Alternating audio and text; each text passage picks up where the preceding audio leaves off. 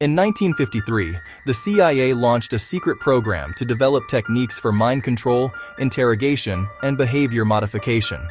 They tested LSD, hypnosis, electroshock therapy, sleep deprivation, and psychological torture on people who had no idea it was happening. Patients in hospitals, students on campuses, prisoners in cells, citizens who trusted the institutions that were destroying them. This wasn't a conspiracy theory. In 1977, the United States Senate confirmed every word of it. This is MK Ultra.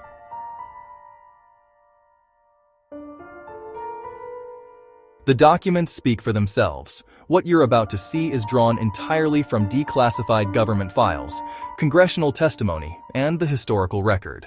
Context is everything. MK Ultra didn't emerge from nowhere. It emerged from paranoia, and that paranoia had a specific origin.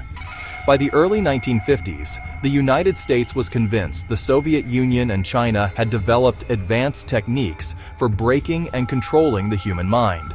The Korean War had produced American POWs who appeared to have been brainwashed, making public statements that seemed impossibly contrary to their known beliefs. The term brainwashing entered the American vocabulary in 1950. CIA Director Allen Dulles was convinced the Soviets had a mind control capability that the US did not. He was determined to close the gap, and he was willing to do whatever it took. This was not a rogue operation run by one bad actor. MK Ultra was formally approved at the highest levels of the CIA. It had a budget, it had a director, it had over 150 sub-projects. It was a program, not an aberration. Cold and institutional.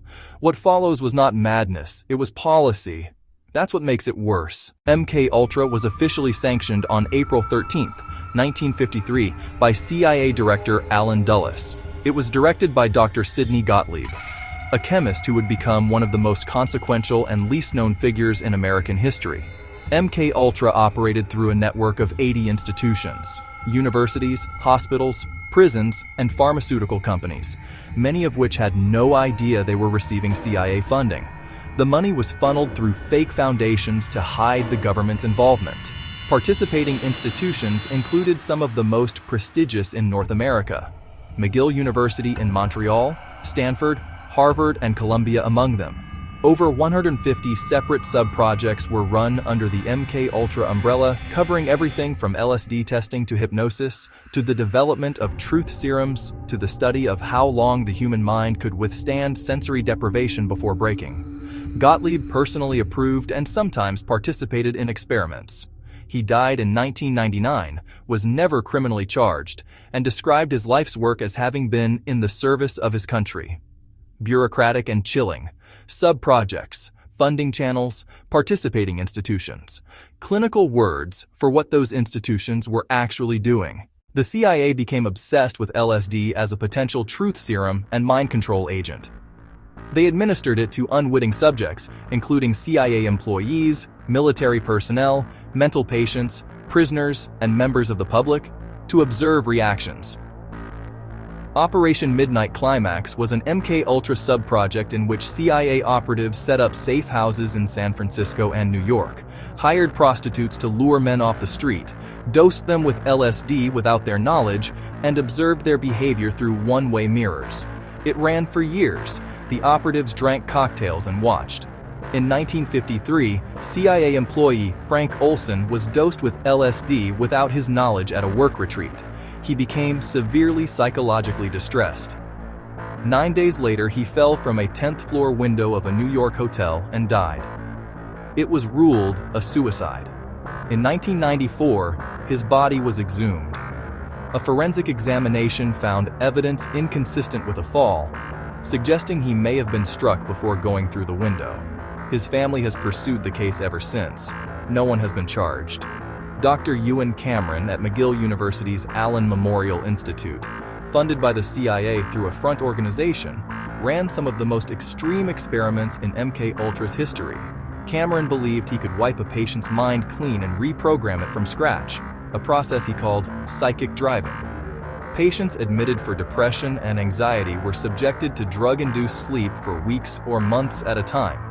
repeated electroshock therapy at voltages far beyond standard medical practice, and looped audio recordings played through helmets for 16 hours a day. Many of his patients emerged with permanent memory loss, regressed to childlike states, and lost the ability to perform basic functions. They had gone in for anxiety. They came out unable to remember their own children. Sub-projects explored whether hypnosis could be used to create unwitting couriers who would carry messages they didn't know they were carrying, or operatives who could be programmed to perform tasks and then forget they had done them. MKUltra's victims were not enemy combatants or criminals.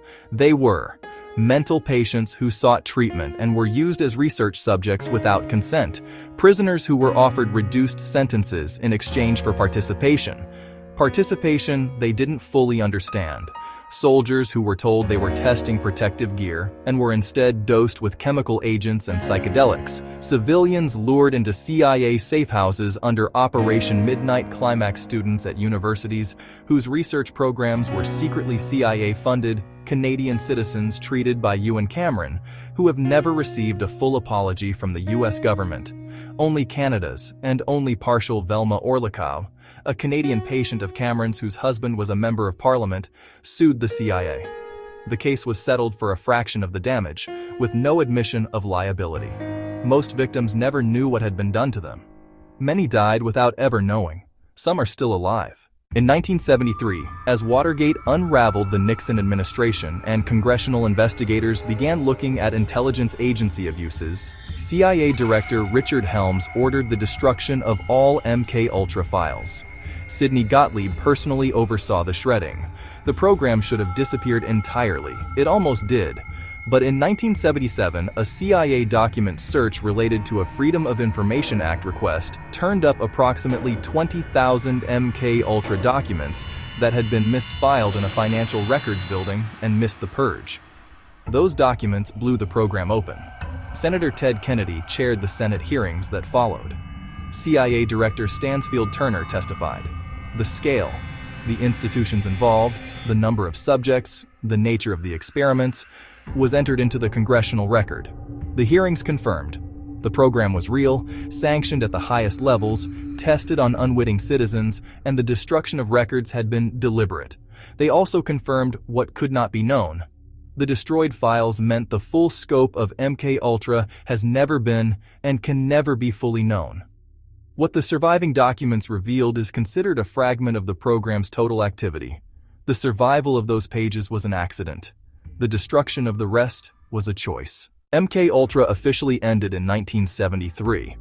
No one went to prison. Sidney Gottlieb retired to a goat farm in Virginia, then moved to India to work with lepers, then returned to the United States and died in 1999. CIA Director Richard Helms, who ordered the files destroyed, was later appointed U.S. ambassador to Iran. He was convicted of misleading Congress in 1977, not for MKUltra but for a separate matter, and received a suspended sentence and a $2,000 fine. He called it a badge of honor.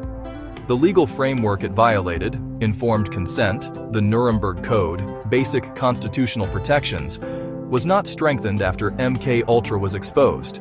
The Senate hearings produced outrage. They produced limited reforms. They did not produce accountability. Post-9/11 declassified documents have shown that enhanced interrogation techniques used at CIA black sites and Guantanamo Bay drew from research in the same lineage as MKUltra: sensory deprivation, sleep deprivation, psychological disorientation. The program ended. The knowledge it generated did not. MKUltra wasn't a malfunction.